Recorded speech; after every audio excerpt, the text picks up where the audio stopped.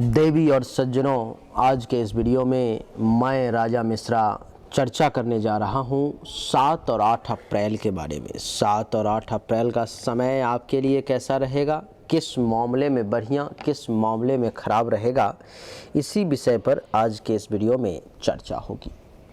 7 और 8 अप्रैल, लेकिन जैसा कि आप सब जानते हैं कि हम सब सनातनी हैं और सबसे पहले सनातन धर्म की जय जयकार करते हैं। मैं और आप, यानी कि हम सब मिलकर के जितना होना चाहिए अपने धर्म की रक्षा के लिए करना चाहिए। देवी और सज्जनों, इसको प्रयास करना चाहिए कि और कुछ हो न हो, कम से कम जो है सो हम लोग अपने सनातन धर्म की जय जयकार जरूर करें। आप सब भी हमारे साथ बोलिए, जय बोलो सियावर रामचंद्र की जय, बोलिए रति रमन घनश्याम की जय, बोलिए राधा रानी की जय, बोलिए वृंदावन बिहारी लाल की जय। धर्म की जय हो, धर्म की जय हो, अधर्म का नाश हो, अधर्म का नाश हो, प्राणियों में सद्भावना हो, प्राणियों में सद्भावना हो, विश्व का कल्याण हो, विश्व का कल्याण हो, नगर बस्ती की जय हो, नगर बस्ती की जय हो, अपने अपने माता पिता की जय हो, अपने अपने गुरुदेव भगवान की जय हो, आप सभी भक्तजनों की जय हो, सभी संतन की जय हो, सनातन धर्म की जय हो, सनातन धर्म की जय हो, गौ माता की जय हो। गौ हत्या बंद हो, गौ हत्या बंद हो, गंगा अवंध हो, गंगा अवंध हो, भारत अखंड हो, भारत अखंड हो। हेलो, नमस्कार, आदाब, सलाम, सत श्री अकाल। केम छो, कस्से काय, किरो हाल है, केना छे यहाँ सब, कैसन वानी, हाउ आर यू, कैसे हैं आप लोग। केमो नाचो मनक्कम खम्भागनी हुकुम केमती अच्छंती की खबोर नमस्तुभ्यं। देवी और सज्जनों, आज के इस वीडियो में मैं राजा मिश्रा सबसे पहले 7 और 8 तारीख के पंचांग के बारे में जो कुछ महत्वपूर्ण बातें हैं वो बता देता हूँ। 7 तारीख को प्रतिपदा तिथि है, शुक्रवार का दिन है, चंद्रमा तुला राशि में रहेंगे और शुभ समय 11:58 AM से 12:48 PM तक। दिशा शूल जो है पश्चिम दिशा की तरफ है, यानी कि पश्चिम दिशा की यात्रा ना करें 7 तारीख को तो बेहतर है, क्योंकि दिशा शूल वाली दिशा में यात्रा करना आपके लिए सुखद साबित नहीं होगा। 8 तारीख को द्वितीया है, शनिवार का दिन है, चंद्रमा तुला राशि में रहेंगे। शुभ समय जो है सो अभिजीत मुहूर्त 11:58 AM से 12:48 PM तक और दिशा शूल पूरब दिशा की तरफ है। देवी और सज्जनों, 8 तारीख को पूरब दिशा की यात्रा जो है सो नहीं करनी है, आपके लिए ठीक नहीं है। आइए अब समझने का प्रयास करते हैं एक एक करके मेष से लेकर मीन तक की कहानी को, कि मेष से लेकर के मीन तक क्या कहता है चंद्रमा बैठा हुआ अलग अलग घरों में सभी राशि वालों के लिए। देवी और सज्जनों, मेष राशि वालों के लिए चंद्रमा का प्रवेश यहाँ पर में होगा कुंडली के सप्तम भाव में। सप्तम भाव में मेष राशि वालों के लिए चंद्रमा का बैठना बड़ा ही सुखद परिणाम लेकर के आएगा।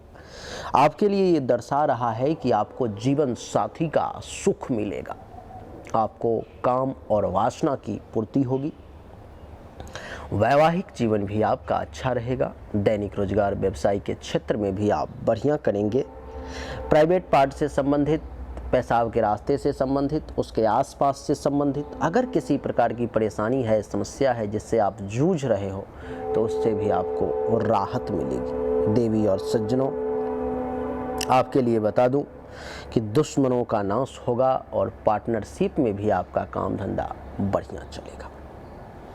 यहाँ से सप्तम दृष्टि इसकी प्रथम भाव पर पड़ेगी, जिसके कारण से शारीरिक तौर पर में मजबूती हासिल करेंगे, रंग रूप आपका बढ़िया दिखेगा, ज्ञान में वृद्धि होगी, शरीर में बल का एहसास होगा, मानसिक तौर पर में मजबूती हासिल करेंगे, विवेक का सहारा मिलेगा, शील स्वभाव बढ़िया रहेगा, गौरव करने लायक काम करेंगे, विनम्रता बनी रहेगी। बड़ा सुखद और अच्छा समय मेष राशि वालों के लिए नजर आ रहा है। मेष के बाद अब बात करेंगे वृषभ राशि के बारे में।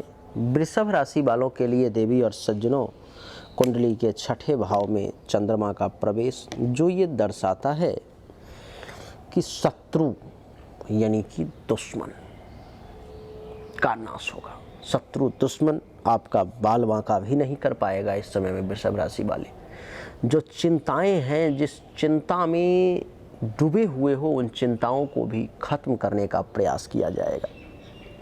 अगर किसी प्रकार की बीमारी है, हेल्थ वाइज इशू है, उसमें भी राहत मिलेगी। कर्ज वगैरह अगर ले रखे हो और परेशानी हो रही है, तो इन 2 दिनों में जहाँ तक हो पाएगा आपको लाभ होगा, राहत महसूस होगी। केस मुकदमा से संबंधित परेशानी भी आपकी दूर होगी, उसमें भी राहत देखने को मिलेगी। पेट से संबंधित परेशानी में भी आराम होगा। अपयश, कलंक, शोक और दुख, इन सब का भी नाश होगा। सप्तम दृष्टि इसकी द्वादश भाव पर में, जिसके कारण से खर्चा अधिक होगा। खर्च पर में कंट्रोल करने की आपको आवश्यकता है। शैया सुख में कमी का योग बनेगा, लेकिन अगर आप थोड़ा सा योग और ध्यान का सहारा लोगे तो नींद भी अच्छी आएगी, शैया सुख की भी प्राप्ति होगी। अस्पताल का खर्चा भी जो है सो कंट्रोल में आएगा। आँख से संबंधित अगर किसी प्रकार की परेशानी है तो उसमें भी राहत देखने को मिलेगी। और जो लोग विदेश में रहते हैं अथवा विदेश से किसी प्रकार का काम है, कारोबार है, तो उनको विदेश से भी कुछ धन लाभ का, विदेश से भी कुछ फायदे का योग बनेगा आपके लिए। तो वृषभ राशि वालों के लिए इस मामले में समय अच्छा रहने वाला है। वृषभ के बाद अब बात करेंगे मिथुन राशि की। मिथुन राशि वालों के लिए कुंडली के पंचम भाव में चंद्रमा का प्रवेश। देवी और सज्जनों, कुंडली के पंचम भाव में चंद्रमा का प्रवेश ये दर्शाता है कि संतान का सुख आपको इस समय में थोड़ा सा कम मिलेगा। संतान आपकी बातें इस समय में ज़्यादातर नहीं सुनेंगी। आपके पास में जो विद्या बुद्धि है उसका सही इस्तेमाल करके उचित लाभ लेने में भी आपको परेशानी का सामना करना पड़ सकता है। आपकी जानकारी के लिए बता दूं कि जो मिथुन राशि के लोग हैं उनके यश में भी कुछ कमी हो सकती है। चाहने वालों की संख्या में भी कुछ कमी का सामना करना आपको पड़ सकता है। धर्म और मंगल कार्य यानी कि धर्म के क्षेत्र में और मंगल कार्य के क्षेत्र में भी आपको रुकावटें, परेशानी सामने आ सकती है। आपकी जानकारी के लिए मैं बता दूं कि ननिहाल से अगर लाभ लेना चाहते हैं तो इस समय में थोड़ा सा रुक जाएं, क्योंकि इस समय में इतनी आसानी से आपको ननिहाल पक्ष से लाभ नहीं मिल पाएगा। अचानक से धन हानि का भी कुछ योग बन सकता है। अगर प्रेम प्रसंग कहीं पे चल रहा है, लव अफेयर है, तो वहाँ पर में भी थोड़ा सा सावधान रहें तो ज़्यादा अच्छा रहेगा। इसकी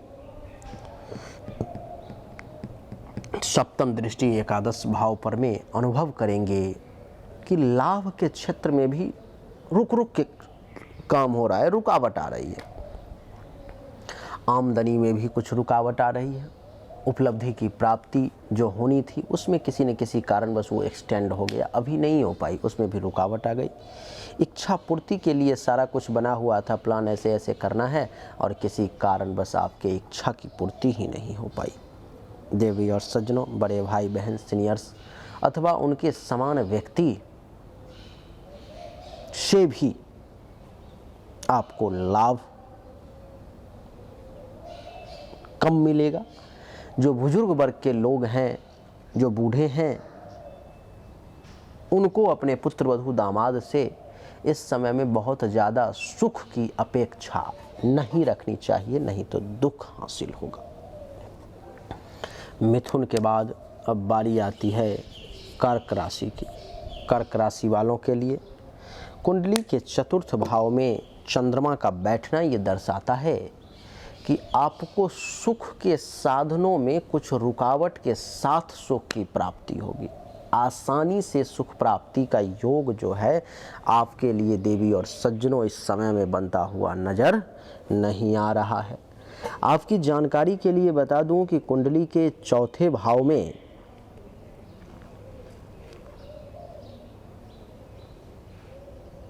चंद्र का बैठना कर्क राशि वालों के लिए माता को भी कुछ हेल्थ वाइज इशू दे सकता है। माँ का भी तबीयत वगैरह खराब हो सकता है इस समय में। माँ के साथ भी कुछ अनबन की स्थिति सामने आ सकती है। हो सकता है आप मातृपक्ष से कुछ लाभ लेना चाहते हो, वो भी इस समय में नहीं मिल सकता है। इस समय में अनुभव करेंगे आप कि आपको मकान, जमीन, अचल संपत्ति, इन सब का भी सुख जो है सो आपको कम प्राप्त होगा। मकान के कारण भी किसी प्रकार की परेशानी सामने आ सकती है। अचल संपत्ति के कारण भी किसी प्रकार की परेशानी जो है सो सामने आ सकती है। और देखेंगे कि अनएक्सपेक्टेड कुछ धन हानि भी हो सकता है, जिसकी उम्मीद नहीं थी, कल्पना नहीं थी, वो हो गया। जिस किसी भी व्यक्ति को छाती, हृदय, फेफड़े से संबंधित परेशानी है, वो लोग थोड़ा ज़्यादा सावधान रहें तो बढ़िया रहेगा। यहाँ से सप्तम दृष्टि दशम भाव पर में है, जिसके कारण से पिता से वाद विवाद करने का प्रयास ना करें। पिता से किसी विषय पर में इस समय में मंथन ना करें, बहस ना करें। पिता से किसी विषय पर में इस समय में उनको विशेष समझाने का प्रयास ना करें, क्योंकि वो आपकी बातों को समझेंगे ही नहीं। काम धंधा, इज्जत प्रतिष्ठा, मान सम्मान में भी कुछ कमी का योग अनुभव होगा आपको। और सरकारी अधिकारी से, सरकारी कर्मचारी से प्रेम बना करके रखें, उनके साथ बहस करने का प्रयास ना करें, क्योंकि आने वाला समय उनसे लाभ लेने का है। तो लाभ तभी मिलेगा जब उनके साथ आपका बना रहेगा। अगर नहीं बनी रहेगी तब फिर आपको लाभ नहीं मिल पाएगा। देवी और सज्जनों, कर्क के बाद अब बारी आती है सिंह राशि की। सिंह राशि वालों के लिए कुंडली के तीसरे भाव में चंद्रमा का प्रवेश है। कुंडली के तीसरे भाव में चंद्रमा का प्रवेश ये दर्शाता है देवी और सज्जनों कि आपके लिए छोटे भाई बहन, जूनियर्स अथवा उनके समान व्यक्ति जो हैं, उनसे कुछ लाभ मिलने की संभावना है। आप खुद के पराक्रम में भी, आप खुद के हाथों में भी ऊर्जा को महसूस करेंगे। आपको लगेगा कि ये हाथें किसी भी काम को करने में सक्षम है, तो ताकत महसूस होगी। बड़ा पराक्रमी जो है इस समय में आप बने रह सकते हैं। इस समय में ऐसा भी होगा कि आपका सब्र जो है, धैर्य जो है, वो मजबूती के साथ आपके लिए खड़ा रहेगा। कहते हैं कि सब्र का फल मीठा होता है, धैर्य का फल मीठा होता है। इसलिए इस समय में आपको सब्र, धैर्य बनाए रखना है, और आप बनाए रखेंगे भी। इससे आपको लाभ भी मिलेगा। अनुभव करेंगे कि जो गुप्त शत्रु है, जो छुपा हुआ दुश्मन है, अगर झांक कर देखने की कोशिश करेंगे पर्दे के उस पार, तो आपको वो दिखाई देंगे। जो कौन कौन गुप्त शत्रु है, कौन कौन दुश्मन है, कौन कौन हमारा नुकसान कर सकता है। देवी और सज्जनों, आपकी जानकारी के लिए बता दूं कि गले, नाक, कान, श्वसन अंग से संबंधित अगर किसी प्रकार की परेशानी है आपको, तो उससे भी राहत देखने को मिलेगी। उससे संबंधित परेशानी में भी आफियत महसूस करेंगे। यहाँ से सप्तम दृष्टि पड़ेगी नवम भाव पर में। भाग्य का सपोर्ट भी इस समय में आपको मिलेगा। अगर कुछ काम में भाग्य का सहारा चाहते हैं तो वो सहारा इस समय में आपको मिल सकता है। धर्म का भी पालन करने का अवसर मिलेगा। तीर्थ यात्रा वगैरह भी कर पाएंगे। देवी और सज्जनों, यश में जो है सो आपकी वृद्धि होगी। ससुराल से, संत महात्मा से भी आपको कुछ लाभ मिलेगा।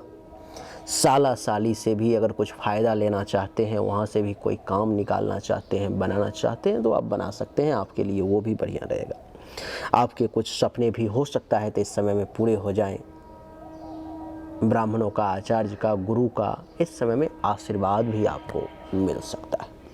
तो सिंह राशि वालों के लिए समय मिला जुला करके बढ़िया महसूस हो रहा है।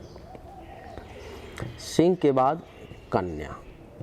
कन्या राशि वालों के लिए कुंडली के दूसरे भाव में चंद्रमा का प्रवेश, जो ये दर्शाता है कि कन्या राशि वाले इस समय में पैसे को थोड़ा कस करके पकड़ के रखने का प्रयास करें, क्योंकि पैसा आपके हाथों से उतना ही तेजी से निकलने का प्रयास करेगा। जितना तेजी से आप उसको पकड़ सकते हैं, पकड़ लें। हाथ में पैसा जब पकड़ेंगे तो जिस प्रकार से रेत पकड़ते हैं और हाथों से वो गिरता चला जाता है, ठीक उसी प्रकार से वो गिरने की प्रयास करेगा। लेकिन सावधान रहें, बचा के रखें। धन धान्य संपत्ति का आपको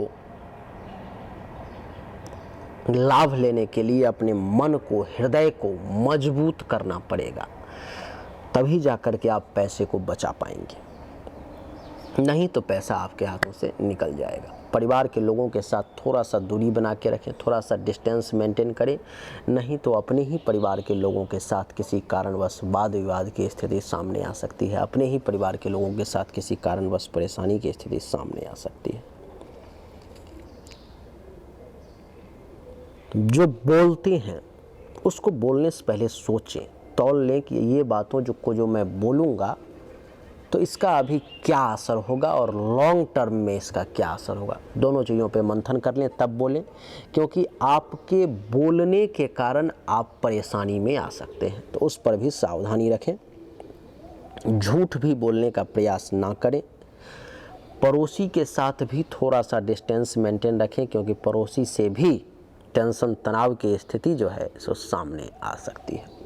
इसकी सप्तम दृष्टि अष्टम भाव पर में है, जिसके कारण से आपकी जानकारी के लिए बता दूं कि आकस्मिक धन हानि के भी कुछ योग बनेंगे। जो विदेश में रहते हैं उनको कुछ अचानक से धन लाभ भी मिल सकता है। देवी और सज्जनों, यात्रा भी करना पड़ेगा।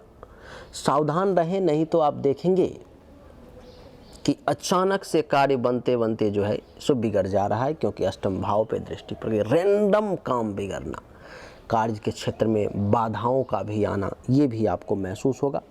जिस व्यक्ति को बवासीर, पाइल्स से संबंधित परेशानी है, वो लोग ज़्यादा सावधान रहें। गर्म चीज़ों का प्रयोग बिल्कुल ना करें। और सावधानी हटी तो दुर्घटना घटी वाली बात, इसलिए सावधानी बना करके रखें तो आपके लिए बढ़िया रहेगा। यहाँ से सप्तम दृष्टि अष्टम भाव पर में, जिसके कारण से आपको बिल्कुल सावधानी बनानी है, नहीं तो दुर्घटना हो सकता है, चोट लग सकती है। कन्या के बाद अब बात करेंगे तुला राशि की। बहुत दिनों के बाद तुला राशि वालों का अच्छा समय आया है। 2 दिन के लिए ही सही, लेकिन कुछ अच्छा है। वैसे ये गोचर का है, फिर भी अच्छा है। प्रथम भाव में बैठने के कारण शारीरिक तौर पर में कुछ मजबूती हासिल करेंगे आप। आपको ऐसा लगेगा कि आपका शरीर साथ दे रहा है। चेहरे पर में एक गजब की चमक महसूस होगी। एक तेज जो है ललाट पर में महसूस होगा। रंग रूप जो है आपका इस समय में अच्छा दिखेगा, ज्ञान में वृद्धि होगी, शरीर में बल का एहसास होगा, दिमाग जो है सो सही डायरेक्शन में काम करेगा, दिमाग का सही इस्तेमाल करेंगे। देवी और सज्जनों, विवेक का सहारा मिलेगा, शील स्वभाव आपका अच्छा रहेगा, गौरव करने लायक काम करेंगे, विनम्रता बनी रहेगी, हर मामले में समय जो है आपके लिए बढ़िया रहेगा। सप्तम दृष्टि यहाँ से सप्तम भाव पे पड़ेगी, तो अगर विवाहित हैं तो जीवन साथी का भी सपोर्ट मिलेगा, काम वासना की भी पूर्ति होगी, दैनिक रोजगार व्यवसाय के क्षेत्र में भी आपको लाभ मिलेगा। प्राइवेट पार्ट से संबंधित अगर किसी प्रकार की परेशानी है तो उसमें भी राहत महसूस होगी, और दुश्मन का भी नाश होगा। पार्टनरशिप में भी आपका काम धंधा बढ़िया चलेगा। तो तुला राशि वालों के लिए समय लगभग सभी मामलों में अच्छा महसूस हो रहा है। तुला के बाद बात करेंगे वृश्चिक राशि की।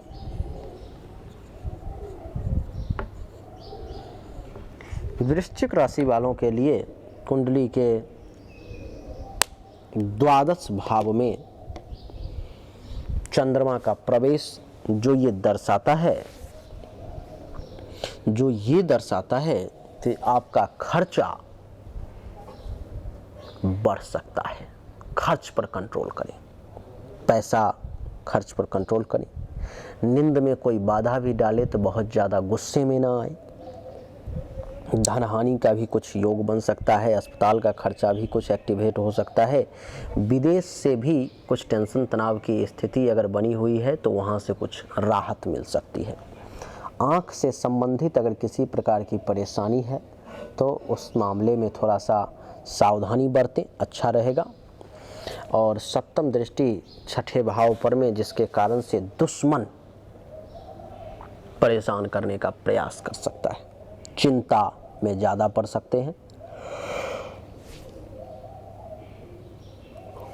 इसीलिए चिंता को त्याग दें तो बढ़िया रहेगा। शरीर से संबंधित अगर किसी प्रकार की बीमारी है, रोग है, खास करके पेट से संबंधित है तो ज़्यादा ध्यान रखें। आपके ऊपर में किसी प्रकार का इरिगेशन लगाने का लोग प्रयास कर सकते हैं, अपयश लगा सकते हैं, कलंक लगाने की कोशिश कर सकते हैं। थोड़ा सतर्क रहें, सावधान रहें। वृश्चिक के बाद धनु की चर्चा करेंगे। देवी और सज्जनों, धनु के लिए कुंडली के एकादश भाव में चंद्रमा का प्रवेश, और कुंडली के एकादश भाव में चंद्रमा का प्रवेश ये दर्शाता है कि धनु राशि वाले जातक को लाभ मिलने के विशेष योग बन रहे हैं। आपको आय में बढ़ोतरी की संभावना दिखाई दे रही है। उपलब्धि के प्राप्ति के भी योग बन रहे हैं। आपकी जो मनोकामना है, आपकी जो इच्छा है, जो पूरी नहीं हो पा रही थी, प्रभु कृपा से इस समय में उसके पूरे होने के भी योग बनेंगे। वहाँ से भी जो है आपको लाभ मिलने की संभावना है।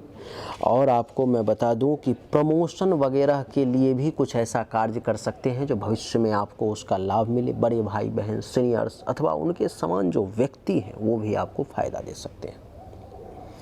पुत्र वधू दामाद का सुख भी बड़े बुजुर्ग को मिल सकता है। यहाँ से सप्तम दृष्टि पंचम भाव पर में, जिसके कारण से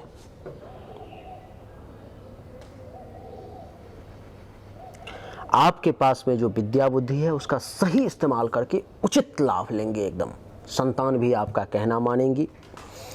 यश में भी वृद्धि होगी, चाहने वालों की संख्या भी बढ़ेगी, धर्म कर्म मंगल कार्य भी करेंगे, लव अफेयर में भी सफलता मिलेगा। हर मामले में समय बड़ा स्मूथ है। देवी और सज्जनों, धनु के बाद मकर की चर्चा करेंगे। मकर राशि वालों के लिए कुंडली के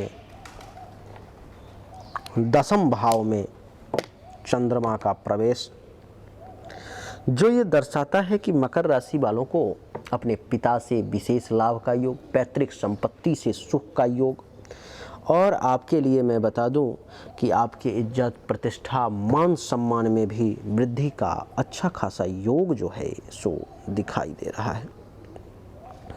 देवी और सज्जनों, सरकार और सरकारी अधिकारी से भी आपको लाभ मिल सकता है।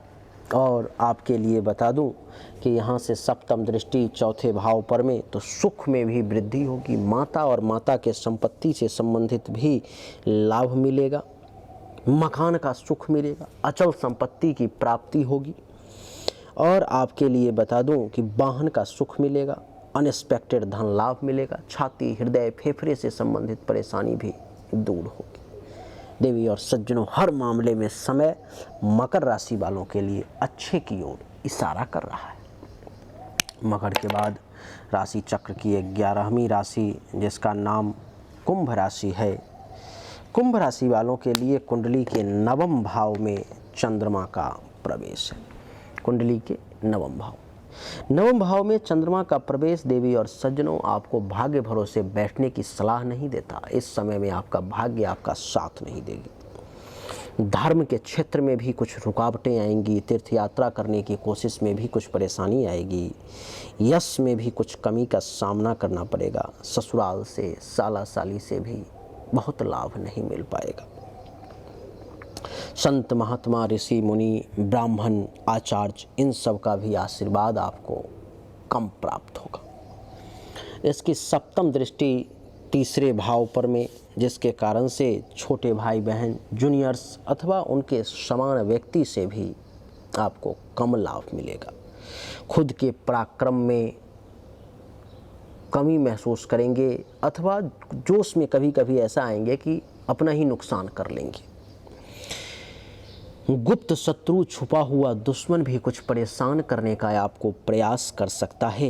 इस समय में जिस किसी भी व्यक्ति को सर्दी, खांसी, जुकाम, फीवर इन सब प्रकार की परेशानी थोड़ा सा परेशान करती है, जो भी कुंभ राशि के लोग हैं, इन 2 दिनों में कुछ इस प्रकार से हो सकता है। इसलिए सावधानी के साथ काम करें, बढ़िया रहेगा। कुंभ के बाद मीन की चर्चा करेंगे देवी और सज्जनों। मीन राशि वालों के लिए कुंडली के 8वें भाव में चंद्रमा का प्रवेश होगा। कुंडली के 8वें भाव में चंद्रमा का प्रवेश ये दर्शाता है कि जिंदगी को सुरक्षित बचा करके रखने का प्रयास करें, क्योंकि जीवन पर में संकट आ सकता है। ऐसी परिस्थिति में फंस सकते हैं जिसके कारण से कुछ गहमा गहमी हो सकती है, कुछ असमंजस की स्थिति उत्पन्न हो सकती है। आकस्मिक कुछ धन लाभ की भी संभावना बन सकती है। अचानक से कुछ आपके पास में पैसा भी आ सकता है, अचानक से कुछ आपका फायदा भी हो सकता है। विदेश से अगर किसी प्रकार का काम चल रहा है, कारोबार चल रहा है, तो वहाँ से भी कुछ लाभ के योग, अचानक से बनता हुआ काम बिगड़ने का भी योग, अचानक से परिवर्तन का योग देखेंगे। रैंडम सब कुछ बदलता जा रहा है। आपके लिए बता दूं कि सावधानी के साथ चलें, क्योंकि 8वें भाव दुर्घटना का भी होता है और 8वें भाव में चंद्रमा का बैठना आपके लिए दुर्घटना, अपच, श्वास से संबंधित समस्या, सर्दी, खांसी, जुकाम की समस्या भी दे सकती है। जिस किसी भी व्यक्ति को मीन राशि को बवासीर और पाइल्स की पैखाने के रास्ते से संबंधित किसी प्रकार की समस्या है, तो वो लोग भी सावधान रहें। यहाँ से सप्तम दृष्टि पड़ेगी तीसरे भाव पर भी, जिसके कारण से छोटे भाई बहन, जूनियर्स अथवा उनके समान व्यक्ति से भी लाभ कम ही मिलेगा। बहुत ज़्यादा लाभ की आशा ना रखें। खुद के पराक्रम पर में, खुद के अंतरात्मा पर में विशेष विश्वास रखें। परिवार के लोगों का भी साथ यहाँ से दृष्टि पड़ेगी दूसरे भाव पर में, तो कम मिलेगा। जो जमा पूंजी है, जो पैसा आपने जमा करके रखा है, वो भी आपके हाथों से निकलने का प्रयास कर सकता है, मछली की तरह भागने की कोशिश कर सकता है। देवी और सज्जनों, बोलने पर विशेष ध्यान रखें कि क्या बोल रहे हैं, नहीं बोल रहे हैं। बोलने का विशेष ध्यान रखें। वाणी के कारण संकट में भी पड़ सकते हैं आप, और पड़ोसी के साथ भी टेंशन तनाव की स्थिति सामने आ सकती है। आंख से संबंधित परेशानी का भी योग बन रहा है, इसलिए सावधान रहें। तो इस प्रकार की मेष से लेकर के मीन तक की कहानी थी, जो हमने आपको सुनाने का प्रयास किया, बहुत ही कम शब्दों में और पॉइंट टू पॉइंट बताने की कोशिश की। उम्मीद करता हूं कि आपको ज़रूर वीडियो पसंद आया होगा। आप ज़रूर लाइक करें, शेयर करें व्हाट्सएप पर, फेसबुक पर में, चैनल को सब्सक्राइब करके इसके बेल आइकन के बटन को दबा दें। एक बार फिर से आप सभी का बहुत बहुत धन्यवाद।